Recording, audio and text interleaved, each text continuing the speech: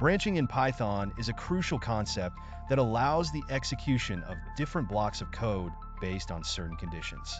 This is accomplished using conditional statements like if-else, and if-elif-else. Simple branching with if-if statement is the most straightforward form of branching.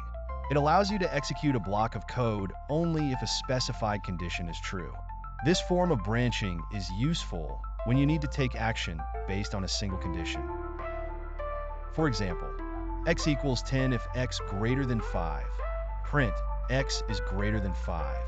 In this example, the message x is greater than 5 will be printed only if the condition x greater than 5 is true.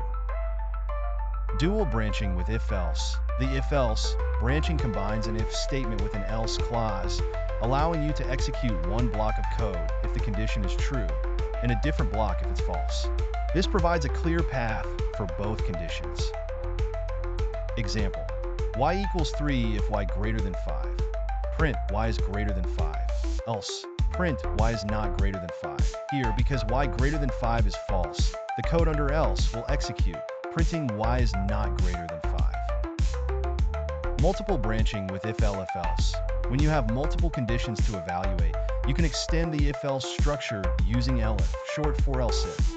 This allows you to check multiple conditions sequentially, executing the first block of code for which the condition is true. Please take a look at the following example. The value of z is 15. In this block, the condition z less than 20 but greater than 10 is true, so it prints z is less than 20 but greater than 10. Only the block where the condition is true is executed, and the evaluation stops once a true condition is found. Understanding branching is essential for writing effective and efficient programs. It gives you the power to control the flow of execution, adapting your code to respond dynamically to different inputs and situations.